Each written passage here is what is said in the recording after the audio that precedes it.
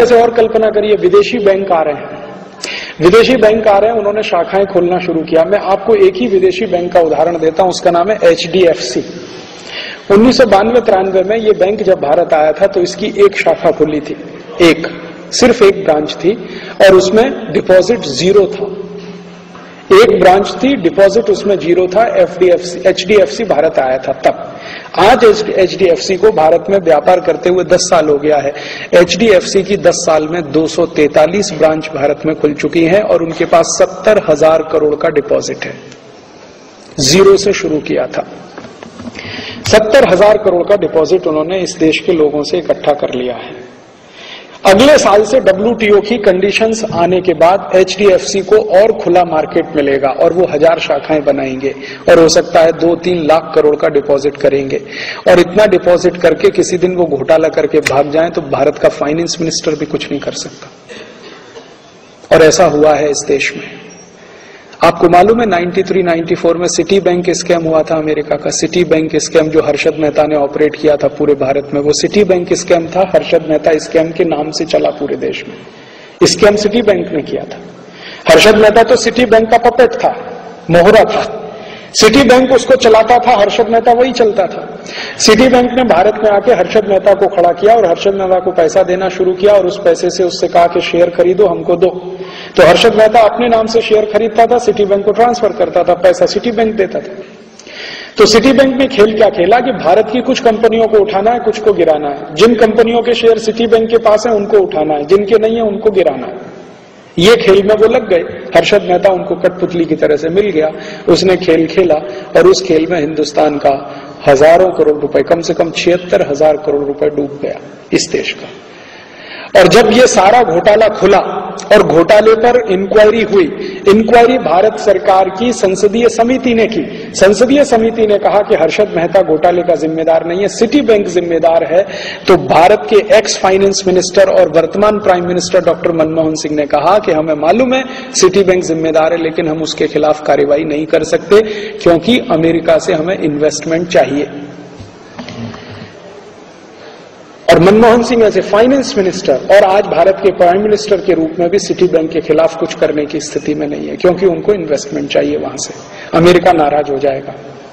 और इसी अमेरिका ने भारत के स्टेट बैंक ऑफ इंडिया के खिलाफ इतनी सख्त कार्यवाही की अमेरिका में कि उनके हालत खराब हो गए, लेने के देने पड़ गए। इसी अमेरिका ने भारत की एक स्टेट बैंक ऑफ इंडिया की एक ब्रांच अमेरिका में इन्वॉल्व हो गई थी कुछ ऐसे ट्रांजैक्शन में जिनका पता नहीं था, और अमेरिका ने डाउट किया था कि ये ट्रांजैक्शन हुए हैं टेररिस्ट को। अमेरिका में एक नियम है, एक अमाउंट से ज्यादा का पैसा निकाला जाए और जमा किया जाए तो उसका सारा इंक्वायरी करना है, नहीं करेंगे तो बैंक जिम्मेदार है उसके लिए। तो स्टेट बैंक ऑफ इंडिया ने ऐसे कुछ ट्रांजैक्शन किए थे जिनका कुछ अता पता नहीं था। उसमें अमेरिका ने इतना हैवी पेनल्टी ठोका उनके ऊपर कि एक ब्रांच का पूरा डिपॉजिट उसमें जाने की स्थिति आ गई। अमेरिका ने नहीं छोड़ा आपको, और आपने उनके सिटी बैंक ऑफ को पूरा छोड़ दिया। हाँ, इतना घोटाला किया तो भी हम मंजूर करते हैं।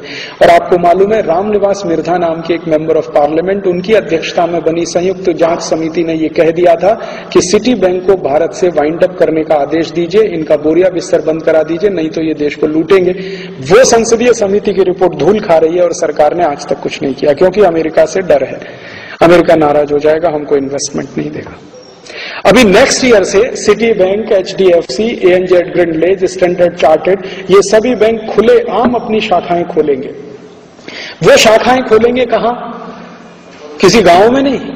और वो शाखाएं खोलेंगे ऐसी जिसमें आप 50 रुपए डिपॉजिट करा के अकाउंट नहीं खुला सकते। उनके लिए मिनिमम है 5,000, 10,000, 15,000, 20,000, 40,000। आपकी भारत की जो स्टेट बैंक है या भारत की जो बैंक है वो तो गांव में भी जाके शाखा खोलती है, क्योंकि उसको सर्विस देनी है, बिजनेस नहीं करना है, सर्विस देनी। इनको बिजनेस करना है तो वो बड़े बड़े शहरों में शाखाएं खोलेंगे। बंबई है, कलकत्ता है, मद्रास है, हैदराबाद है, कोयम्बतूर है, चेन्नई है, वगैरह वगैरह। और उनमें जो क्रीमी लेयर है भारत का, जिनके पास थोड़ा पैसा, उनके डिपॉजिट रख के उस पर काम करेंगे। और वो डिपॉजिट को कहां इन्वेस्ट करेंगे वो आप भी नहीं रोक सकते और तय भी नहीं कर सकते। तो आपके देश की खून पसीने की कमाई, पूंजी, जो डोमेस्टिक सेविंग्स है, वो विदेशियों के हाथ में आप दे देंगे। इसी तरह से बीमा के क्षेत्र में वो आएंगे, इसी तरह से हर क्षेत्र में वो घुस जाएंगे। और इस तरह से घुस के वो क्या कर सकते हैं भारत का एक उदाहरण देके मैं मेरा व्याख्यान खत्म करता हूं। क्या कर सकते हैं? अभी देखिए, भारत में सेवा के क्षेत्र में, खेती के क्षेत्र में और एजुकेशन आदि आदि में विदेशी कंपनी ज्यादा नहीं आए हैं। अगले साल से आना शुरू होंगे। अभी ज्यादा विदेशी कंपनी आए हैं टूथपेस्ट बेचने के लिए, टूथ पाउडर बेचने के लिए, सॉफ्ट ड्रिंक बेचने के लिए। अभी वो क्या कर सकते हैं हिंदुस्तान में आके, इसका ही एक उदाहरण देता हूं। सॉफ्ट ड्रिंक बिजनेस में अमेरिका के 2 कंपनी आए हैं, पेप्सी कोला, कोका कोला। दोनों मार्केट में 14 साल से जहर बेच रहे हैं, ये सिद्ध हो गया। 1997 से तो हम चिल्ला चिल्ला कर कह रहे हैं कि ये लहर पेप्सी नहीं, जहर पेप्सी है। मैं 1997 से हर पब्लिक मीटिंग में कह रहा हूं लहर पेप्सी नहीं, जहर पेप्सी है। 1997 से हर पब्लिक मीटिंग में मैं कह रहा हूं कि ये ठंडा नहीं है, टॉयलेट क्लीनर है। लेकिन पिछले साल भारत की सभी बड़ी प्रयोगशालाओं ने यह सिद्ध कर दिया है कि पेप्सी कोक टॉयलेट क्लीनर है और वो जहर है। प्रयोगशालाओं ने सिद्ध कर दिया। भारत की सबसे बड़ी प्रयोगशाला CFTRI, central food for technological research institute, उन्होंने सिद्ध कर दिया कि ये जहर है और ये भी कहा कि ये टॉयलेट क्लीनर से भी ज्यादा खराब है।